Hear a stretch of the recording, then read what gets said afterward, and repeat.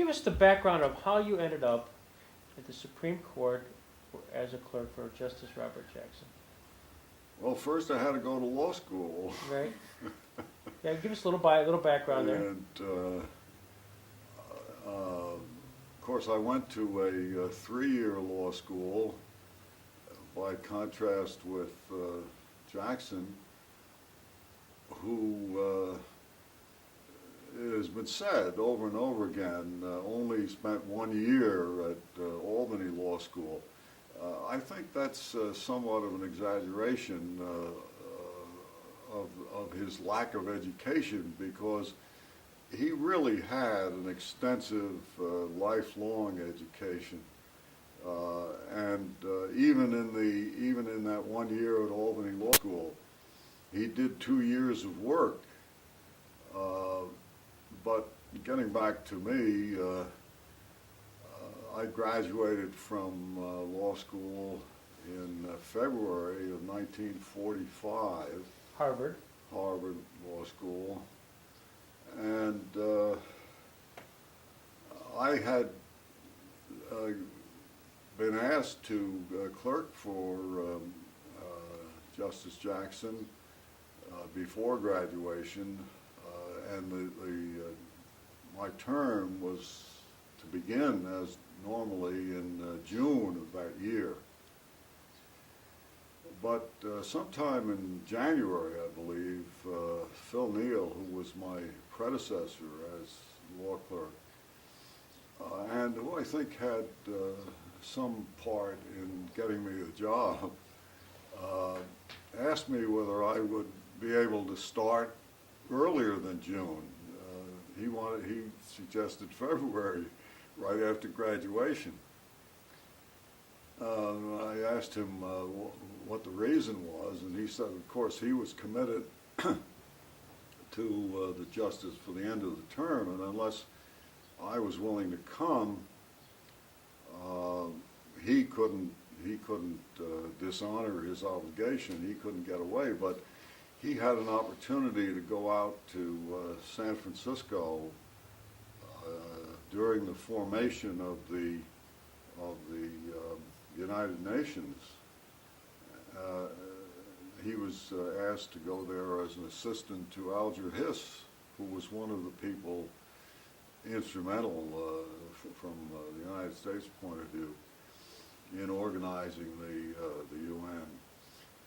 It seemed to me too great an opportunity for him, for me to stand in the way, so of course I agreed to come in February. It was not the way I had planned to come into that job, but I did start immediately after law school, and then I continued to the end of the term. And just before the end of the term, in May, Jackson was appointed as the chief prosecutor at Nuremberg. So he immediately at the end of the term went over to London to negotiate the agreement under which the tribunal would be set up and the rules under which the trial would take place. Also during that time, of course, enter President Truman and Sam Roseman persuade Justice Jackson, or try to persuade Justice Jackson to take on what is an unknown venture.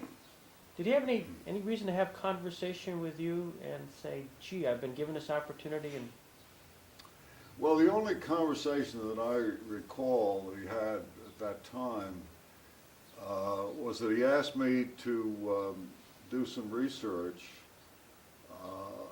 to try to discover what the international law was on aggressive war.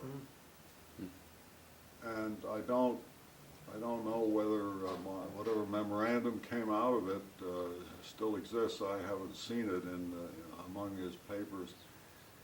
But my recollection is that the best I could come up with was the Breon-Kellogg Pact, and I'm afraid that that's basically all that there was. That's right. But he already knew that. He had made a speech about prosecution of war criminals a month before, in April,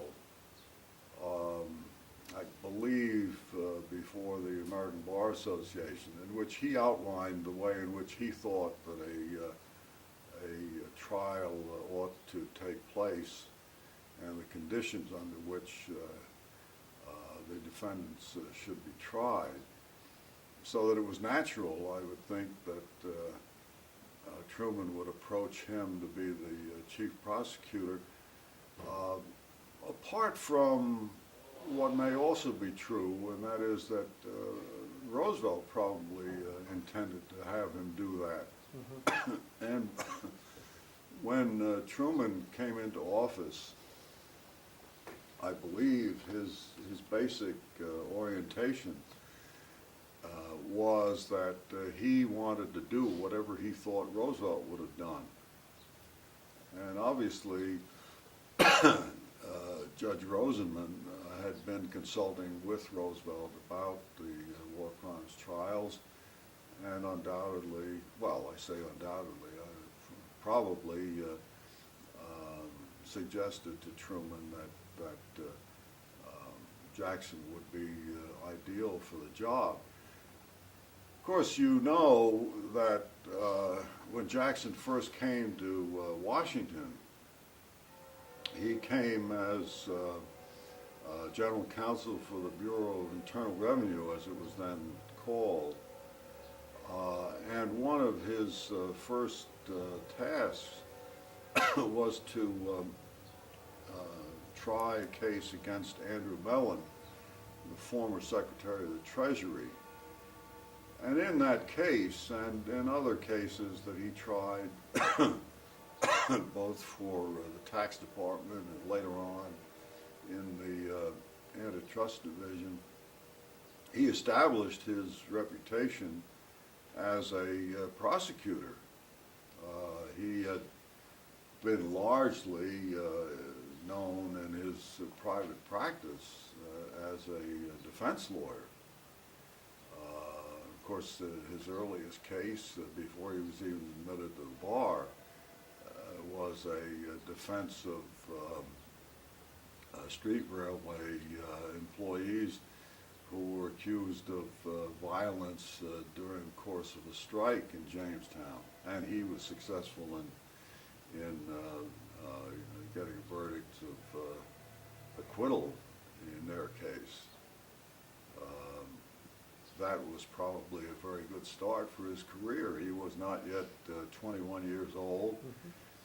He was not admitted to the bar because he was too young, and he had to get permission from the prosecutor and the judge to be able to try that case. The prosecutor probably was glad to give his consent. He thought he was going to be up against an easy mark, but he learned otherwise, as did many other people in the course of Jackson's career. No, the only conversation I recall was something that did not result in the outcome that I would have liked. I offered to go with him to Nuremberg and to forego a promise that he had made to me when I took the job in February.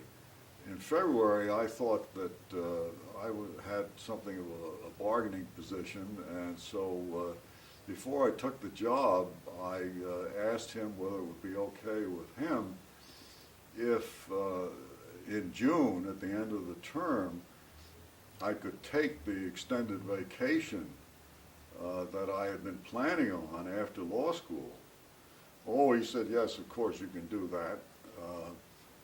So when I suggested to him that I would be very glad to be of any help I could in Nuremberg, or at that time the London negotiations. He said, "Oh, no." He said, "I made a promise to you that you could have your vacation at the end of the term, so I'm not going to go back on my word." So instead of going to London, I had a vacation. In September, he came back for 5 or 6 days, and then went back to Nuremberg. I mean, he was successful in negotiating an agreement in London, and then they had to go to Nuremberg to set up the court. To a certain extent, I think he was misled, not intentionally, I'm sure, but my understanding is that Judge Rosenman had indicated to him that all the evidence had been collected, everything was ready, and that all he had to do was to try the case. And the estimate was that it might take 2 or 3 months. So initially, he did not think that he was going to be away from the court in the following term, which began in October. But instead of having a 2 or 3 month trial, which began in July, say, and then coming back to the court, he had to spend the entire summer just negotiating the agreement to set up the court. And then it turned out, contrary to the representations that had been made, the evidence was very far from collected. The Army had to send people all around Europe collecting as much evidence as they could. And then, of course, they ran into a practical difficulty. Every document had to be translated into 4 languages before it could be introduced. So, of course, the trial lasted over a year, or the proceedings lasted over a year, which still is a great record when you consider how long a simple murder case takes in New York or in any other United States jurisdiction. Many of the, I can't remember how long the O.J. Simpson case took, but it was undoubtedly over a year. That was one man. 2 things when he was away. One were the regular certs, the petitions for certiorari that came in during the summer. A great deal of them come in the summer, and the memos on them that the law clerk is responsible for need to be ready by October. So I was working on those. And did he ever use those, or I mean, you were preparing for him, so I can't say, because I doubt it, because he did not come back in October, and of course most of those cases were decided during the 1945 term, which began in October. While he was away, and he had no part in them. There were a few cases that were 4-4 in the division of the vote. It came up during the October term, 1945, and he had asked me to prepare comprehensive memos in those cases, so that when he came back, he could use those as the basis of perhaps deciding the case, since his would be the deciding vote in those cases. I don't know whether any of those memos that I prepared have survived in his papers. I haven't checked that. But in any case, he did not come back during that term, October term 1945. He was persuaded not to come back by Chief Justice Stone and I believe Justice Frankfurter, who thought that his coming in a hurried way to decide cases that apparently were so difficult that there was a equal division in the court, that it would not be considered a very sensible thing to do.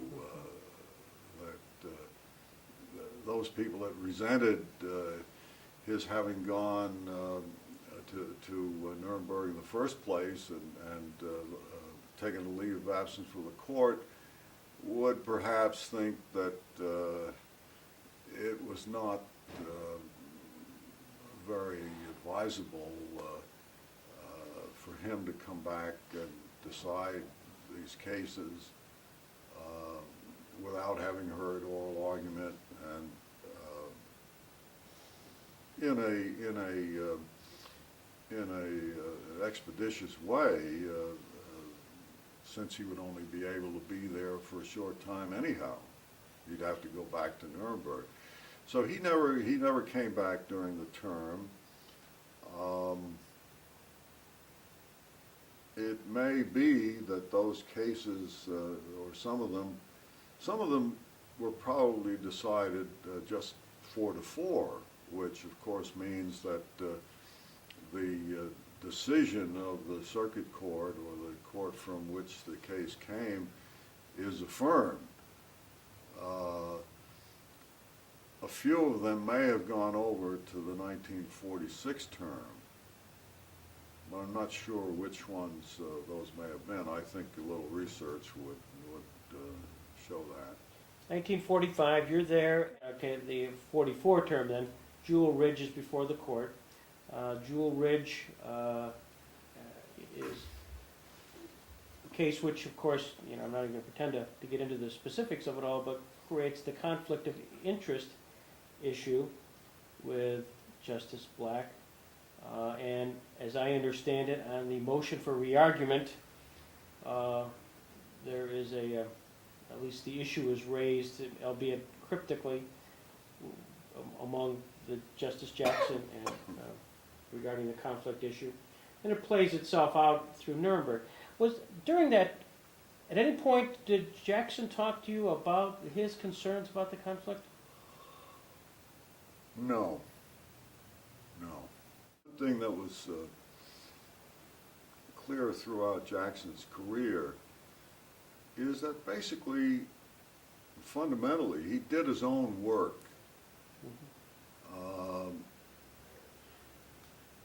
He was open to any suggestions that anyone might have on his work, but he considered it to be his work and not the responsibility of anyone else. And I would think also that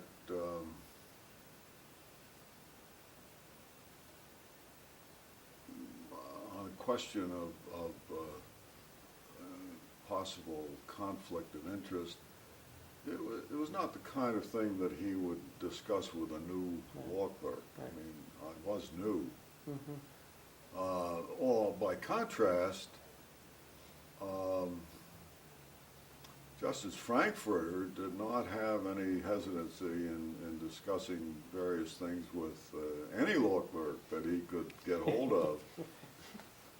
And that is one of my most vivid recollections of that case. And it happens to be a recollection which is contrary to anything I've ever seen written about it, both by Jackson or Black or anyone else, or Frankfurter for that matter. Right. But what happened was that after the conference on the motion for rehearing, I was in the corridor outside the door to the conference room. I don't know whether I had begun to make that a practice or not, but I knew that sometimes interesting things would happen when the door opened. And this time, the Frankfurter came striding out of the room, obviously agitated, and saw me standing there, grabbed my elbow in his grip, which was very strong and painful. It was his customary way of assuring the attention of the person he was talking to. And he said, "You wouldn't believe what has just happened." And he said, "Come along with me and I'll tell you." So he took me into his office, and he said that in the discussion on the petition for rehearing, that he had suggested that there be a short memorandum or per curiam opinion of the court, which would say simply that the petition was improperly addressed to the court because the court had no authority to decide whether any individual justice could or could not sit. That was a decision that had to be made by the justice himself. And then say the petition is denied because without any explanation, but obviously because the justice whose rehearing was being sought would not consent to rehearing. And he said that when he proposed that Black became very angry and said he would not go along with any such opinion of the court, and that if Frankfurter wrote any opinion like that, it would mean war. He said at that point, to me, he said, your boss intervened and said to Black that he was not going to stand for any more bullying, and that if Frankfurter didn't write this opinion, he would. Of course, what happened subsequently was that Jackson wrote an opinion along the lines that Frankfurter had suggested, and Frankfurter concurred in that opinion.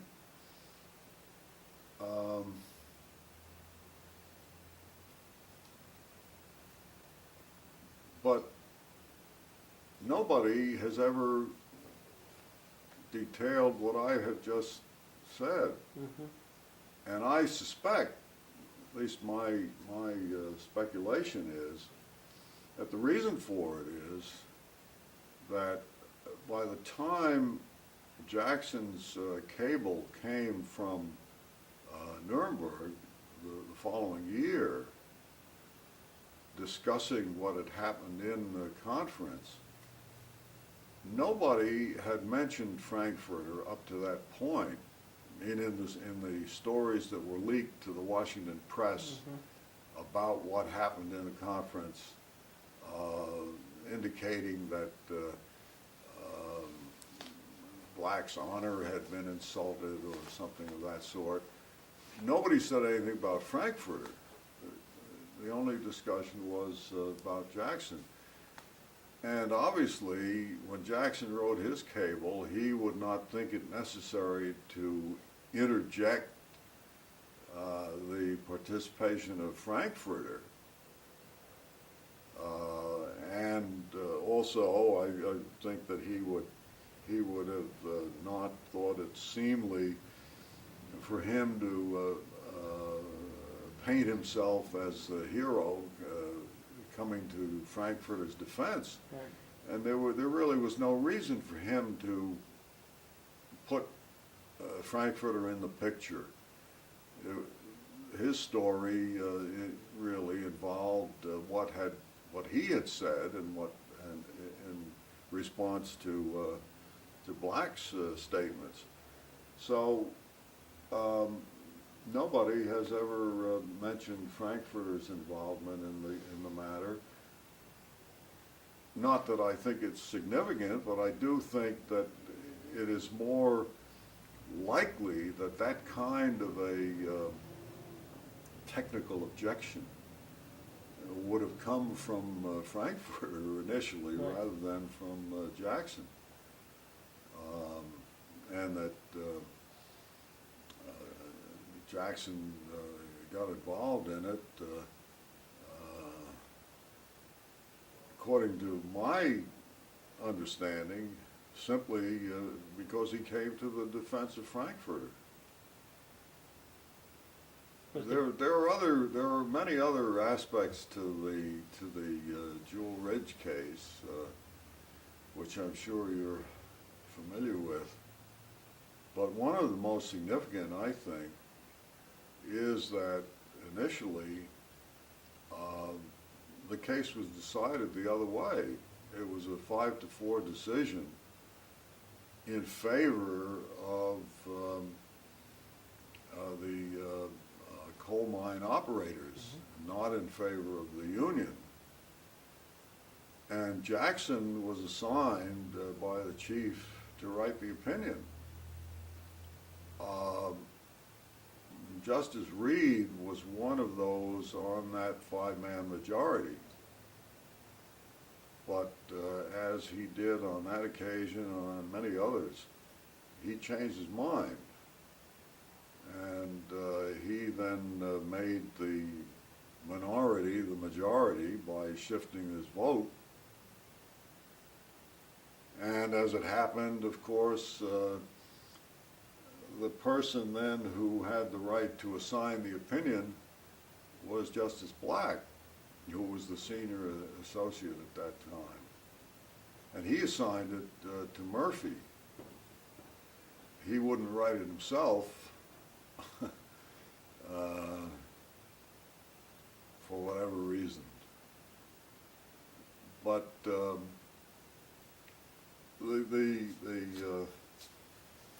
interesting thing to me is that was not the first, nor was it the last time that Reed changed his vote. And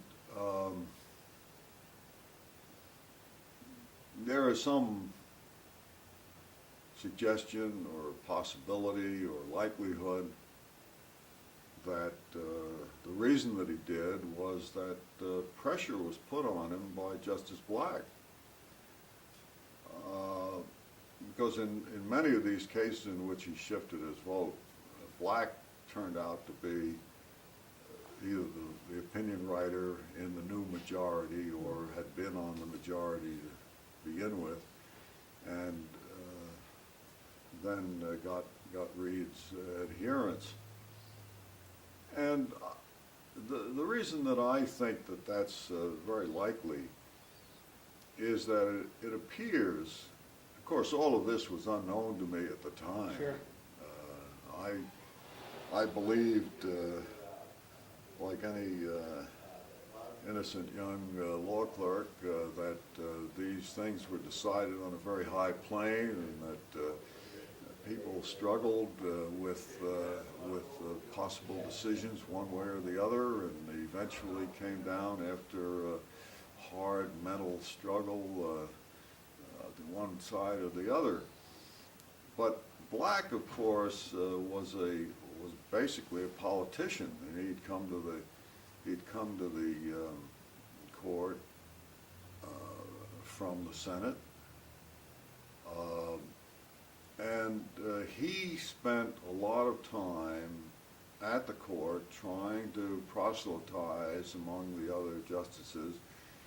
He basically considered himself to be the anointed leader of the Roosevelt court, because he was the first appointee that Roosevelt made. And then in very short order, Roosevelt appointed 7 more justices, so that the entire composition of the court was changed. But Black apparently thought that since he was the first appointee, he had precedence over everyone else, and that was Roosevelt's intention.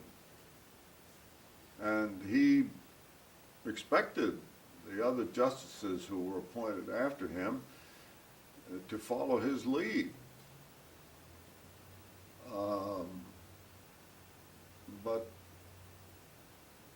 the kinds of pressures that he applied is hard to document. But one thing is clear, according to the subsequent histories that have been written about that time, and that is that when Roosevelt appointed Reed to the court, he was his second appointee. He told Reed that he expected him to be as helpful as possible to Justice Black, because you will recall that there was a certain amount of controversy about Black's appointment that erupted after he took the oath, when it was revealed that he had been a member of the Ku Klux Klan. And there was a great deal of unhappiness among many people about his being on the court. And also, subsequent history has indicated that Chief Justice Stone was less than enthusiastic about the kind of judicial opinions that Black was writing. That he felt, whether rightly or wrongly, because after all, Stone was essentially an academic. He'd been dean of the Columbia Law School. He felt that Black simply did not understand the way in which opinions needed to be written, that there was a certain judicial tradition in selecting and gathering and choosing among various materials, that Black was perhaps too freewheeling, that he didn't really care much about the tradition. He was in a position to make decisions, and he intended to make decisions. So there was that aspect of the critical feeling about Black. And Roosevelt apparently asked Reed to be as helpful as he could to Black. And it may very well be that Reed felt some obligation to Roosevelt to do just that. Mhm. Because it is very interesting that in many cases, which were decided 5-4, Reed switched his vote. He would start out on one side and end up on the other. And generally, it would be with black. Now, you know, this is to a certain extent, to a large extent, speculation, but you do have the objective facts of what happened, and historians or biographers or people who write afterwards have to try to decide why did they happen. Was there a sense of embitterment that Jackson not only had left, but he kind of caused its own angst within the court? Well, I wouldn't call it embitterment. I do know that, as I say, sometime in the middle of the term,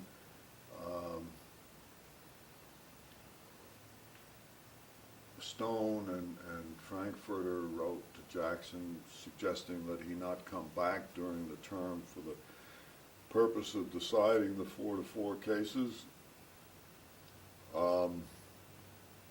Stone, of course, had been opposed to his taking the job in the first place. He just didn't believe that a sitting justice should take on another job, even though subsequently other justices have done it. Roberts, in the case of Pearl Harbor investigation, and I guess it was Warren in connection with the Kennedy assassination.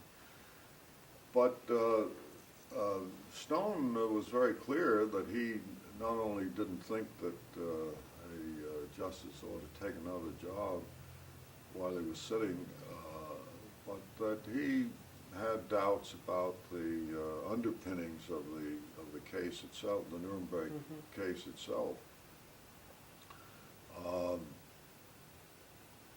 But I wouldn't say I saw no evidence of embitterment. There was some I guess it was part of the correspondence between Stone and Jackson, in which after Jackson had told Stone that the Nuremberg court was going to take an extended Christmas, New Year's vacation, Stone wrote back and said, well, I don't know about what that court does, but I worked on Christmas and I worked on New Year's. Yeah. So there was some feeling that the work of the court had been made somewhat more difficult with the absence of a decisive vote. But of course, most cases well, I can't say that most cases were not decided 5-4, because at that time probably a lot of them were. But the court got on with its work. I don't think there was any serious harm to it. Chief Justice Stone dies. No, I can't recall any. Undoubtedly there was discussion, but I can't recall anything of that kind. Then the letter comes out, the cable Yes, from Jackson, June 10th, right. which breached at least the unspoken unspoken understanding that those kind of behind-the-scenes discussions wouldn't become public. What's the read on Washington, in Washington at the time? Well, I did write to Jackson on June 12th.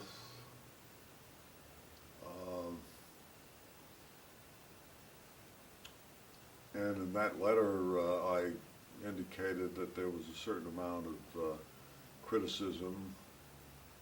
I thought that the criticism was not warranted, and that it would pass, and that he would that his purpose in sending the cable had been a worthy one. But what I subsequently learned is that throughout the country there was a great deal of ferment. Number of editorials called for the resignation of Jackson, or the resignation of both Black and Jackson, or the resignation of the entire Supreme Court. There was a great deal of I think unwarranted surprise at the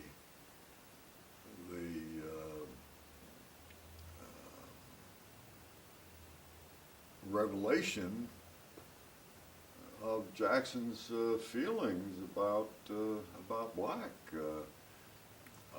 But of course, that, to my mind, that had to be taken in the context of what had been leaked to the Washington papers about Jackson. There is no way that the columns that were printed in the Washington papers at the time when the appointment of a new Chief Justice was very much under consideration. There's no way that those columns were written without inspiration. And of course, I don't mean inspiration from the muse of history.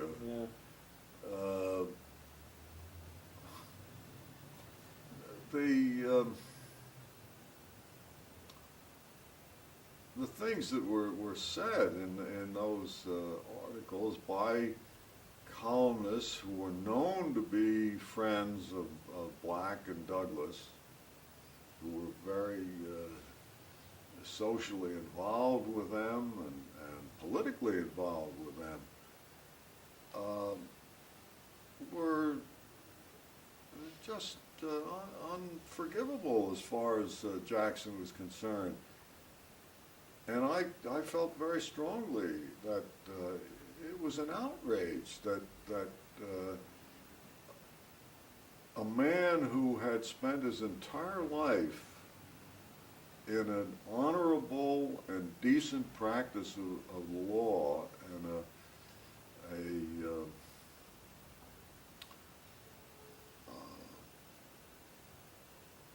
exemplary effort to act properly as a judge should be vilified in this way for no reason at all, except that there were people in Washington who did not want to see him as Chief Justice.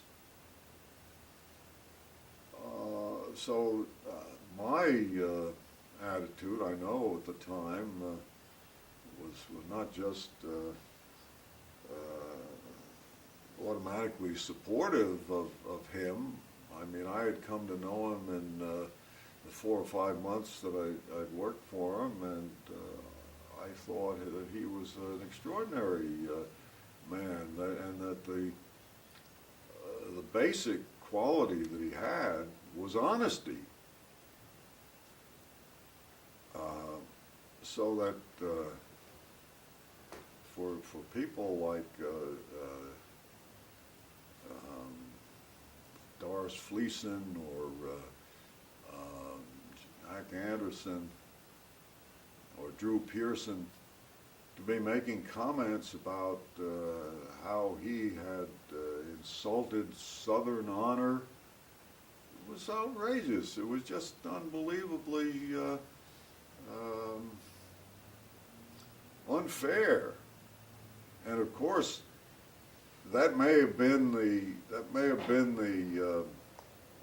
customary way of doing business in Washington, that you leak all kinds of things, pending appointments and pending decisions of one kind or another.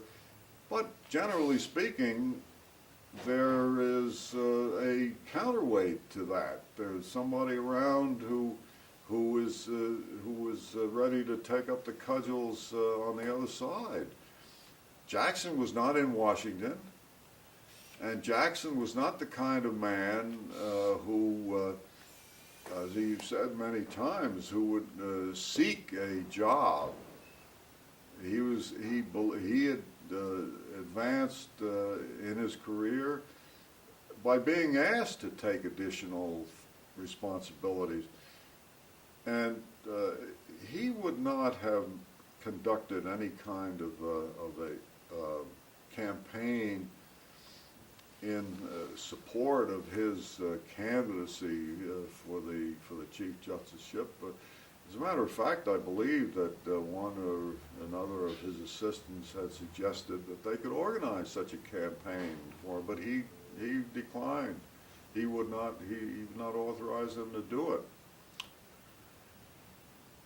It's a very interesting commentary on the freedom of the press that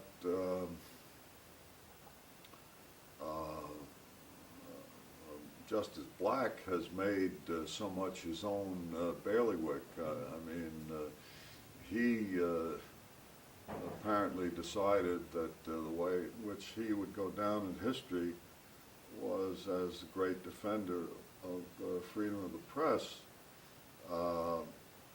And so for him, anything goes, as long as it was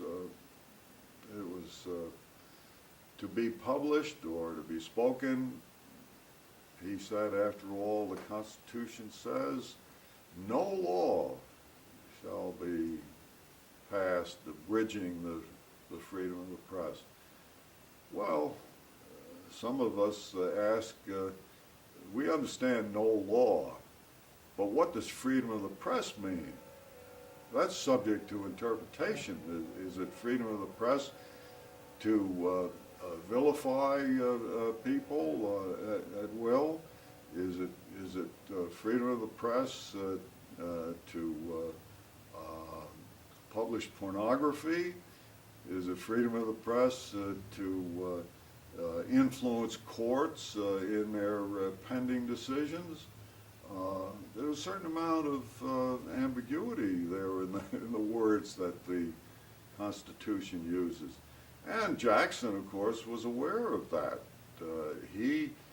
His function as a judge, he thought, required these hard decisions. Nothing was simple in the interpretation of the Constitution.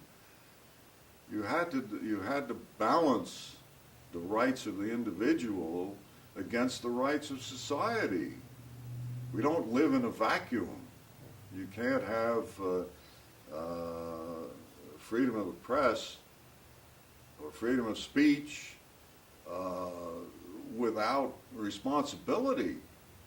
It all takes place in a society which is affected by what is said and done. But of course, Justice Black never had any doubt about the absolute nature of freedom of speech or freedom of the press. And I think that this incident that happened during the period of time when Truman was actively considering whom to appoint as Chief Justice, is a perfectly good indication of the license of the press rather than the freedom of the press. Mm-hmm. Because in the first place, what had happened in conference was not to have been revealed. That is known to everybody who works at the court as the most sacrosanct of things. No law clerk is allowed to sit in the conferences. No one other than the 9 justices can sit in the conferences. And the junior justice has to act as the porter at the door, because they will not have anyone in that conference who might reveal anything that went on. Well, obviously, when these columns came out in the press, they had their source in 1 or 2 of the justices who were in the conference. How else would anybody know about the threats that Black made about this is war, or anything else that was said? Of course, I don't feel that I'm violating any confidence at this point. It's 56 years after it happened. Everybody is more or less dead. And what has happened has happened. I mean, you can't change history. But that notion of the freedom of the press, which allows the publication of secret and confidential materials, as long as you can steal them, is not my notion of freedom of the press. I know that there are many people in the press now, of course, particularly in the press, who believe it is their obligation to disclose confidential papers, military secrets, military plans, anything that they can steal. And you have to say steal, because how else do they get it? These are top secret documents. But unfortunately, the Supreme Court ruled in the Pentagon Papers case that was permissible, even those were secret documents. That as long as someone got hold of them, it was proper or was permissible for the press to print them. I don't recall what the vote count was in that case. Did Jackson have any views? Obviously, Vincent was chosen. Did he share, or was there any reaction as far as just the individual being selected? If it wasn't going to be him, did he particularly have a concern as to who it might be? Oh, I couldn't say. I mean, I don't know. I know that he accepted, at least with outward grace, the appointment of Stone as Chief Justice, when Roosevelt acknowledged to him at the time that he really had intended to make Jackson the Chief Justice when the vacancy occurred at that time, but that because of the oncoming war, because of Roosevelt's desire to appear as a bipartisan president, he thought it would be a good idea to appoint a Republican, and that Stone fit the bill. Mm-hmm. He was a well-respected justice, had been on the court 14 years, and he was a Republican. Jackson accepted that, and he thought it was a good idea. What he thought internally, neither I nor anyone else knows, but his understanding apparently was that Roosevelt's intention was to make him Chief Justice after Stone retired. Stone, after all, was 70 years old at the time he became chief, and the likelihood was that he would retire in a few years. So that was probably part of the